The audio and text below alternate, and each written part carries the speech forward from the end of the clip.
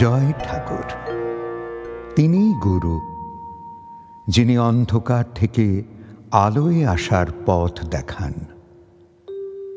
শ্রী রামকৃষ্ণ প্রেমবিহারের পূজ্যপাদ আচার্য শ্রীমৎ স্বামী সম্বুদ্ধানন্দের প্রবচন। বিভেদ কি ভালো? গুরুদেবকে কেউ এসে প্রশ্ন করলেন, আচ্ছা বলুন তো, জাত বর্ণের কি কোনো মানে আছে? শুরুতে তো একই ছিল সব, এখন এত রকম, এত সংখ্যা, এত এত বিভাগ বর্ণনা, সবই কি দরকার? এসব কি অবান্তর নয়? গুরুদেব বললেন, দেখো, তোমাদের এই জাতি বর্ণ নিয়ে আমাদের কথা বলা চলে না, কারণ আমরা সন্ন্যাসী, আমাদের জাত নেই। যা আমাদের বিষয় নয় তাতে আমাদের প্রবেশ করাও উচিত নয়। ভদ্রলোক বললেন, সমাজের পণ্ডিত মাথা যাঁরা, তাঁরাই তো এসব নির্ণয় করে দিয়েছেন। আমরা সেই বিচারেই কত বিভক্ত হয়ে পড়েছি। যাঁরা মাথা, তাঁরা বিভক্ত করবেন না, একটা সাম্যের বাণী ছড়াবেন। মহারাজ বললেন, ঠিকই বলেছ বাবা। যাঁরা এই সমাজটা সুস্থ মতো চালাতে চেয়েছিলেন তাঁরা ঋষি।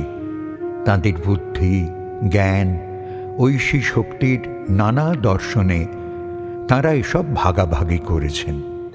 দেখো বাবা, গীতা সবার অন্তর্নিহিত ভগবানের খোঁজ দেন, বেদ সাম্যের কথা বলেন, তবুও দুই ক্ষেত্রেই বিভাগ উপস্থিত। শ্রীকৃষ্ণ গীতায় বললেন, চতুর্বর্ণ্যং ময়া সৃষ্টং গুণকর্ম বিভাগসহ। আবার সনাতন ধর্ম যা চিরকাল সাম্যের বাণীর জয়গান গাইলেন, তাতেও রয়ে গেল জাতিভেদের সূত্র, সেখানেও চতুরাশ্রম।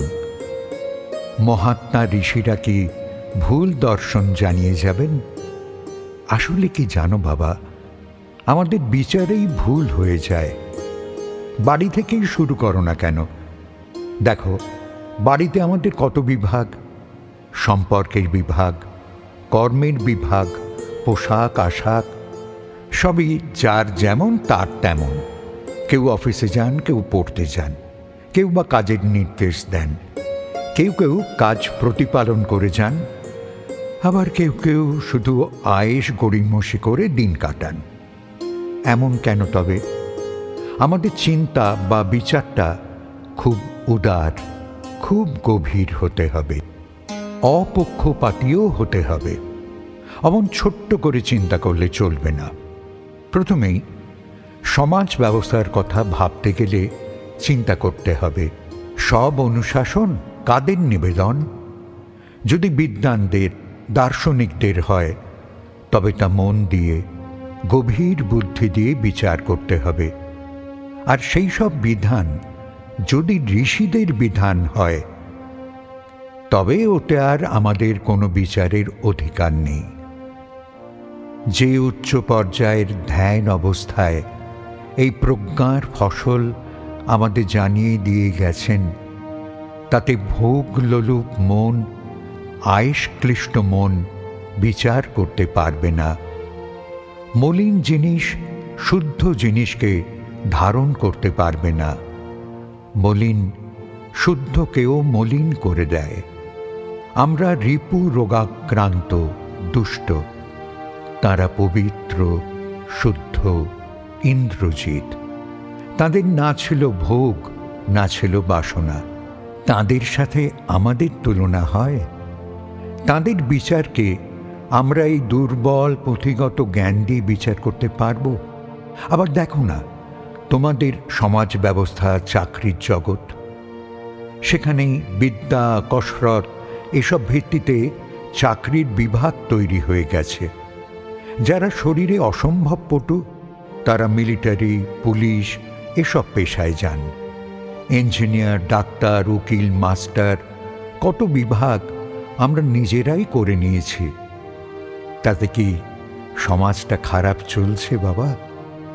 বিদ্বান, পরিশ্রমী, বুদ্ধিমান এসব গুণ ভিত্তিতে আমরা কর্মজগৎ বিভাজিত করে ফেলেছি। তাতে যার যেমন গুণ সে তাই দিয়েই রোজগার করছে, দেশের দশের সেবা করছে। বিভাগ যে সবসময় খারাপ তা তো নয়। দেখো না, এই দেহটার দিকে তাকিয়ে, হাত যে কাজ পারে পা সেই কাজ পারে না, আবার মাথা যে কাজ করতে পারে হৃদয় সে কাজ করতে পারে না। মুখের ভেতরে জিহ্বা, দন্ত, তারাও দেখো এক জায়গায় স্থির হয়ে আছে, তবু তাদের কাজ আলাদা আলাদা। খাবার পেটে পাঠিয়ে দিয়ে কেমন নিশ্চিন্তে বসে আছে। অত অত রকমের অত অত খাবার সবই কয়েক ঘন্টার মধ্যে সারা শরীরে ছড়িয়ে দিতে হয়। দাঁত, জিভ, ঠোঁট, এরা আর কতক্ষণ খাবার নিয়ে ব্যস্ত বলো? ওদের আবার বাক্য তৈরির ক্ষমতা দেওয়া আছে। ওরা খাওয়ার কাজে বেশিক্ষণ ব্যস্ত থাকে না, তাই বাক্য বানিয়ে কথা বলার কাজেও ব্যস্ত রাখা আছে। আঙুল প্রভৃতি প্রতিটি অঙ্গ প্রত্যঙ্গ, যন্ত্র সবই যার যার নির্দিষ্ট কাজ করে। এটা ও পারে না, ওটা এ পারে না, সেখানেও বিভেদ। চোখের কাজ নাক পারে না, নাকের কাজ কান পারে না। তাই বলে কোনটা বড়, কোনটা ছোট, কোনটা বেশি প্রয়োজনীয়, কোনটা অপ্রয়োজনীয় বলা যায় কি? সবারই যার যার জায়গায় স্বতন্ত্র কাজ। এটা ও করে না, পারে না। ব্যাপারটা কি জানো? সমাজের প্রতিটি বিষয়, প্রতিটি জীব, প্রতিটি পদার্থই বড্ড পরিপূর্ণ যার যার ক্ষেত্রে। ওরই নাম সৃষ্টি। সমাজ ব্যবস্থা যত ভেঙে পড়ে, সৃষ্টিও ততই দুর্বল হতে থাকে। ওভাবে ব্রাহ্মণ, ক্ষত্রিয়, বৈশ্য, শূদ্র বিচার করলে চলে? আমি যে তোমাদের দেহতত্ত্ব বললাম, তাকেও একটু বিচার করো। সবই দরকার। শ্রেণী বিভাগ মানে বিভেদ ব্যবস্থা নয়, যার যার ক্ষমতার যথার্থ প্রয়োগের ব্যবস্থা, স্বাধীন সুষ্ঠু ব্যবস্থা। সবাই তো সমান বলশালী, সর্বক্ষমতাশালী নয়। যার যার যেটুকু পূর্ণতা তাই ব্যবহার করুক। কালে সবাই পূর্ণতা পাবে। কীটানুকীট। তোমাদের এত বিদ্রোহ গড়ে তোলার দরকার নেই। নিজের কাজকে বড় ভেবে অন্যের কাজের মূল্যায়ন করা ভালো নয়। যে যার কাজে উৎস। চাষি, ম্যাথর, বিদ্বান, শিল্পী সবাই এক, কিন্তু পৃথক। ঘৃণা, শ্রদ্ধা, তুচ্ছ তুল্য জ্ঞানে নয়, কর্মেরই বিভাজনে। আসলে সবাইকে দরকার। সবার প্রতি কর্মের নির্দেশ বা অনুশাসন থাক, কিন্তু দেখো ওতে সম্মান আর ঘৃণা যেন প্রতিবন্ধক না হয়।